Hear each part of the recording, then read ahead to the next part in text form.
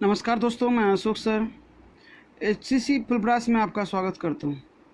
Friends, आज के class में हम लोग 12th क्लास के 100 मार्क्स के हिंदी दिगंत भाग 2 के काव्य खंड का 9वां चैप्टर जन जन का चेहरा एक, जिनके कवि गजानन माधव मुक्तिबोध जी हैं, के ऑब्जेक्टिव क्वेश्चन आंसर को करेंगे। तो फ्रेंड्स, क्लास शुरू करने से पहले आपसे एक छोटी सी रिक्वेस्ट है कि यदि आपने अभी तक इस चैनल को सब्सक्राइब नहीं किया है या इस चैनल पर पहली बार है तो चैनल को सब्सक्राइब कर बेल आइकन को प्रेस कर लें ताकि आगे आने वाले वीडियो का नोटिफिकेशन आपको मिल सके। तो फ्रेंड्स, समय ना गवाते हुए शुरू करते हैं आज का क्लास। पहला क्वेश्चन है कि गजानन माधव मुक्तिबोध का जन्म कब हुआ था? गजानन माधव मुक्तिबोध का जन्म कब हुआ था? तो फ्रेंड्स, इसका जो आंसर है, 4 ऑप्शन हमारे पास दिए हुए हैं।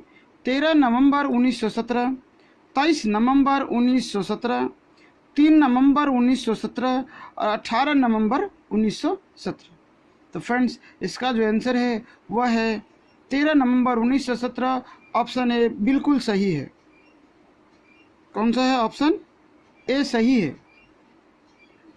दूसरा क्वेश्चन है फ्रेंड्स कि निराला की तरह मुक्तिबोध कैसे कवि हैं? निराला की तरह मुक्तिबोध कैसे कवि हैं? तो ऑप्शन देखिए, पहला है सामान्य, दूसरा क्रांतिकारी, तीसरा पलायनवादी और चौथा इनमें से कोई नहीं। तो क्या होगा फ्रेंड्स इन चारों में से? कि निराला की तरह मुक्तिबोध एक क्रांतिकारी कवि है। ऑप्शन बी इसका सही है।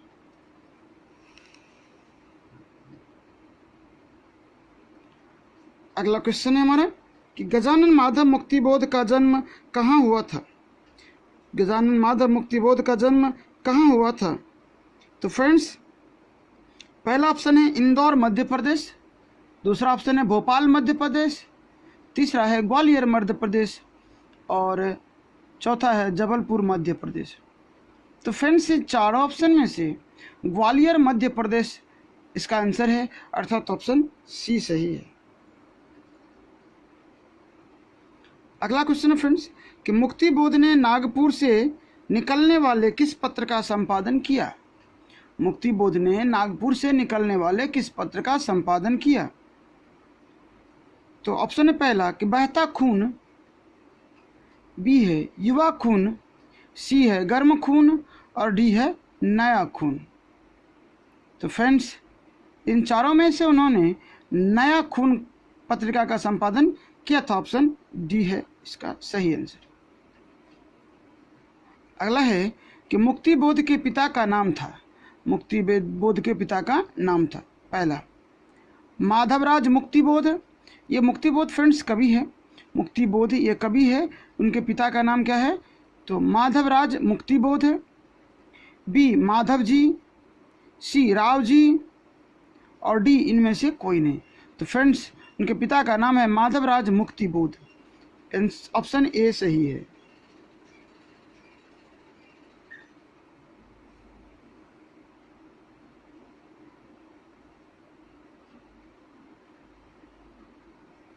यहाँ जो है अगला क्वेश्चन है कि मुक्तिबोध के माता का नाम क्या है? मुक्तिबोध के माता का नाम क्या है? पहला ऑप्शन है पार्वती बाई, बी है रानी बाई, सी है मीराबाई और डी है लक्ष्मी बाई। ए में है पार्वती बाई, बी में रानी बाई, सी में मीराबाई, डी में लक्ष्मी बाई। तो फ्रेंड्स, इसका जो ऑप्शन होगा वो होगा ए सही है, पार्वती बाई।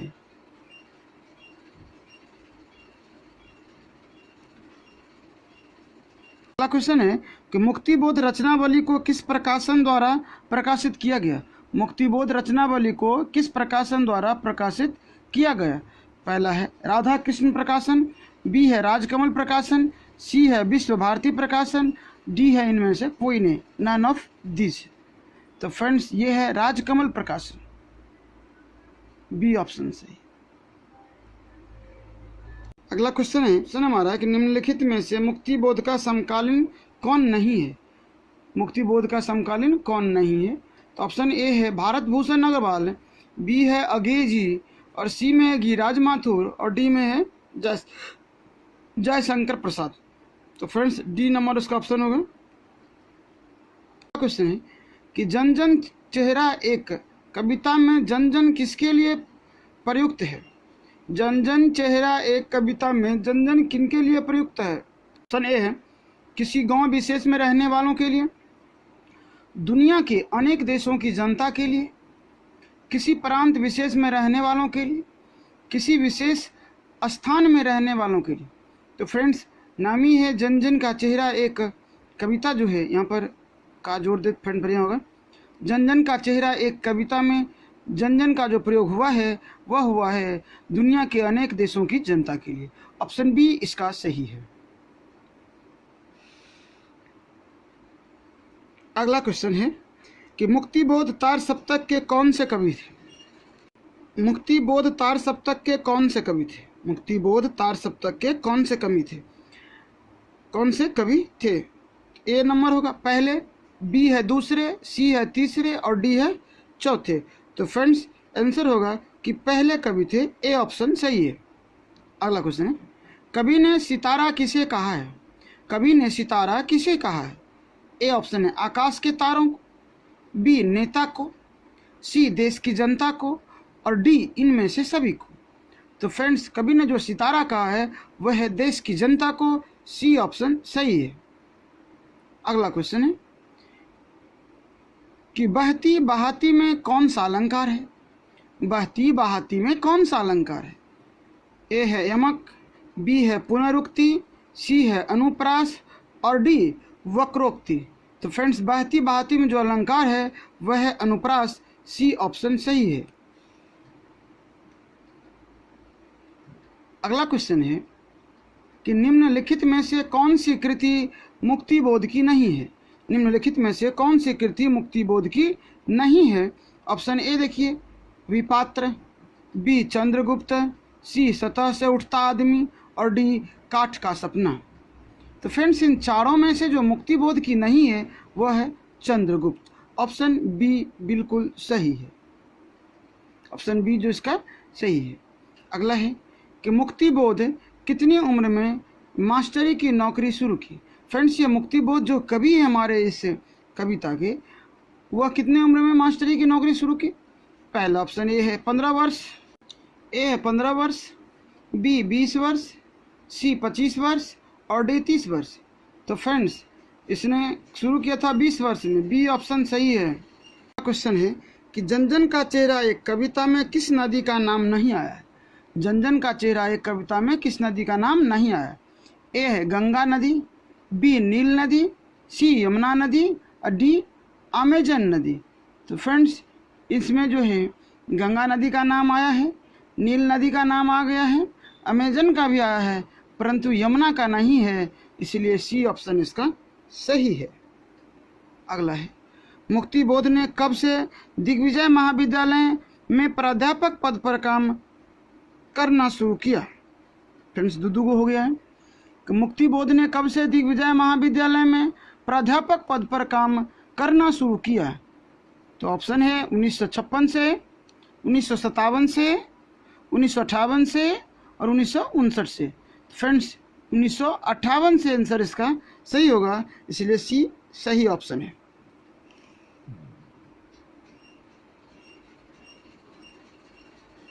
कि नया खून का संपादन कब हुआ? नया खून का संपादन कब हुआ? 1953 में, 1956 में, 1960 में या 1965 में? तो बी ऑप्शन सही होगा 1956 में। मुक्तिबोध को घर में किस नाम से पुकारा जाता था? मुक्तिबोध को घर में किस नाम से पुकारा जाता था? फ्रेंड्स, पहला ऑप्शन है ए गजानन जी, बी बाबू साहब, सी मुक्तिबोध जी और डी इनमें से कोई नहीं। तो फ्रेंड्स, घर में मुक्तिबोध जी को बाबू साहब के नाम से पुकारा जाता था, इसलिए बी ऑप्शन सही है। अगला है, नए साहित्य का सौंदर्य शास्त्र के लेखक है। नए साहित्य का सौंदर्य शास्त्र के लेखक है। Option A Dwivedi ji, B Nagarjun ji, C Muktibodh ji और डी नाभादास जी। फ्रेंड्स, नए साहित्य का सौंदर्य शास्त्र के लेखक जो है वह मुक्तिबोध जी ही हैं, इसलिए सी ऑप्शन सही है।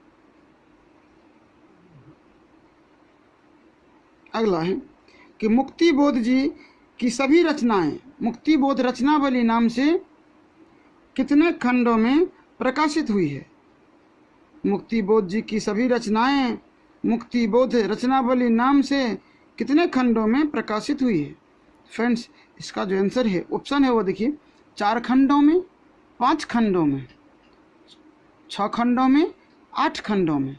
तो फ्रेंड्स, मुक्तिबोध की जो सभी रचनाएं हैं मुक्तिबोध रचनावली वह 6 खंडों में प्रकाशित हुई है, इसलिए ऑप्शन सी सही होगा। अगला, किस विश्वविद्यालय में मुक्तिबोध ने एमए किया? किस विश्वविद्यालय से मुक्तिबोध ने एमए किया? फ्रेंड्स, जो हमारे कवि हैं मुक्तिबोध जी वह किस विश्वविद्यालय से एमए किए थे? पहला ऑप्शन देखिए, नागपुर विश्वविद्यालय से। दूसरा बी है भोपाल विश्वविद्यालय से, सी इलाहाबाद विश्वविद्यालय से, और डी जबलपुर विश्वविद्यालय से। फ्रेंड्स, मुक्तिबोध जी ने जो एमए किया है वह है नागपुर विश्वविद्यालय से। ऑप्शन ए बिल्कुल सही है। अगला क्वेश्चन है कि मुक्तिबोध का जन्म कहाँ हुआ था? मुक्तिबोध का जन्म कहाँ हुआ था? ऑप्शन ए है रामगढ़ में, बी श्योपुर में। ये श्योपुर जो है वह ग्वालियर में पड़ता है, ग्वालियर मध्य प्रदेश में, और सी भोपाल में, और डी वाराणसी में।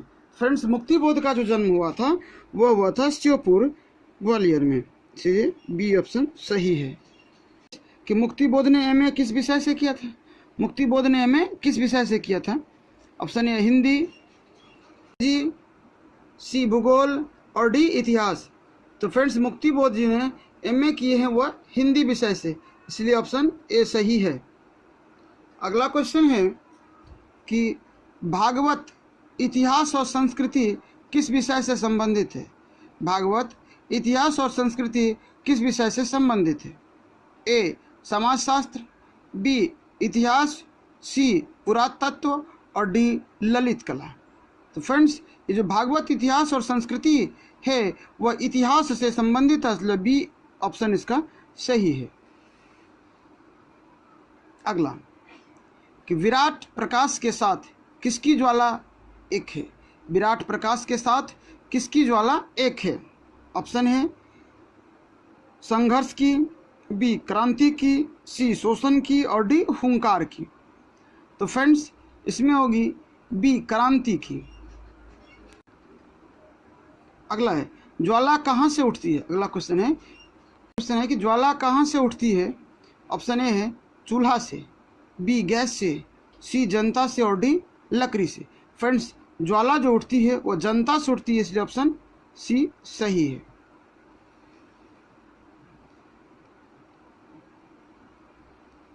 अगला क्वेश्चन है फ्रेंड्स कि कौन सी रचना मुक्तिबोध की है? कौन सी रचना मुक्तिबोध की है? तो पहला दिव्यदान, बी भोर का तारा, सी चांद का मुंह टेढ़ा, और डी मुझे चांद चाहिए। इनमें से जो मुक्तिबोध जी की रचना है वह है चांद का मुंह टेढ़ा है। ऑप्शन सी बिल्कुल सही है। अगला है कि कौन सी कृति मुक्तिबोध की नहीं है? कौन सी कृति मुक्तिबोध की नहीं है? ऑप्शन ए अंधेरे में, बी भूरी भूरी खाक धूल, सी ब्रह्म राक्षस, डी और डी सीढ़ियों पर धूप। तो फ्रेंड्स, इन चारों में जो मुक्तिबोध जी की रचना नहीं है वह है सीढ़ियों पर धूप। सीढ़ियों पर धूप, डी ऑप्शन बिल्कुल सही है। अगला है कि काठ का सपना किसके द्वारा लिखी गई है? कि काठ का सपना किसके द्वारा लिखी गई है? ए रघुवीर शाह, बी गजानन माधव मुक्तिबोध। गजानन माधव मुक्तिबोध, ये मुक्तिबोध, ये गजानन माधव मुक्तिबोध, सी ज्ञानेंद्रपति, और डी अज्ञे जी। तो इसका जो ऑप्शन है फ्रेंड्स वो होगा बी गजानन माधव मुक्तिबोध। अगला क्वेश्चन है कि मुक्तिबोध ने नागपुर के प्रकाशन तथा सूचना विभाग में किस रूप में नौकरी की? मुक्तिबोध ने नागपुर के प्रकाशन तथा सूचना विभाग में किस रूप में नौकरी की? तो ये था फ्रेंड्स कि मुक्तिबोध जी जो हमारे कवि है, इस कविता के लेखक है, उसने नागपुर के प्रकाशन तथा सूचना विभाग में किस रूप में नौकरी की? ऑप्शन है संपादक के रूप में, बी संवाददाता के रूप में, सी पत्रकार के रूप में, और डी इनमें से कोई नहीं। तो फ्रेंड्स, मुक्तिबोध जी ने पत्रकार के रूप में नौकरी किया था, इसलिए ऑप्शन सी बिल्कुल सही है। कि गजानन मुक्तिबोध का विवाह किससे हुआ था? गजानन मुक्तिबोध जी का विवाह किससे हुआ था? बंता जी से, बी है संता जी से, सी है पद्मावती जी से, डी है लीलावती जी से। तो फ्रेंड्स, गजानन माधव मुक्तिबोध जी जो हमारे इस कविता के लेखक हैं, उनका विवाह जो है शांता जी से हुआ था, इसलिए इसका जो ऑप्शन है वो है सी, बी सही होगा। ऑप्शन बी सही होगा, शांता जी। कि आज जनता किससे आतंकित है? आज जनता किससे आतंकित है? पूंजीवादी व्यवस्था से, रूढ़िवादी व्यवस्था से, आतंकवादी व्यवस्था थे, फिर इनमें से कोई नहीं। तो फ्रेंड्स, क्या होती है कि जनता जो आज है वह है पूंजीवादी व्यवस्था से आतंकित है, पूंजीवादी व्यवस्था से आतंकित है, इसलिए ऑप्शन ए सही होगा। फ्रेंड्स, अगला है कि इनमें मुक्तिबोध की कौन सी रचना है? इनमें मुक्तिबोध की कौन सी रचना है? तो फ्रेंड्स देखिए, जन जन का चेहरा एक, पद, अगला हार जीत और अगला अधिनायक। तो इन चारों में से फ्रेंड्स जन जन का चेहरा एक मुक्तिबोध की रचना है, इसलिए ऑप्शन ए सही होगा। अगला है कि मुक्तिबोध जी की मृत्यु कब हुई? मुक्तिबोध जी की मृत्यु कब हुई? फ्रेंड्स, हमारे जी एक कवि है गजानन माधव मुक्तिबोध जी जो कवि हमारे, उनका जो मृत्यु है वो कब हुआ था? 11 सितंबर 1964 को, 12 सितंबर 1964 को, 13 सितंबर 1964 को, 21 सितंबर 1964 को। फ्रेंड्स, इसका जो मृत्यु हुआ था वो था 11 सितंबर 1964 को, इसलिए ए इसका ऑप्शन सही है। अगला क्वेश्चन फ्रेंड्स कि मुक्तिबोध के कविता संग्रह का नाम क्या है? मुक्तिबोध के कविता संग्रह का नाम क्या है? ए होगा सूरज का मुंह टेढ़ा है, बी चांद का मुंह टेढ़ा है, सी चांद का मुंह सीधा है, डी इनमें से कोई नहीं। आंसर होगा बी चांद का मुंह टेढ़ा है, चांद का मुंह टेढ़ा है। फ्रेंड्स, तो हम लोगों का जो इतना महत्वपूर्ण क्वेश्चन बन सकता था इस चैप्टर से, हमने उतना बनाया, जो फ्रेंड्स आपके बोर्ड एग्ज़ाम के लिए बहुत ही महत्वपूर्ण है। तो फ्रेंड्स, उम्मीद करते हैं कि आपको ये क्वेश्चन आंसर जो करवाए हैं वह समझ में आया होगा। तो फ्रेंड्स, इसे आप नोट कर लें और इसे याद रखें, जिससे एग्ज़ाम बेहतर जाए। तो फ्रेंड्स, मिलते हैं अगले क्लास में अगले चैप्टर का क्वेश्चन आंसर लेके। तब तक के लिए जय हिंद, थैंक्स फॉर वाचिंग।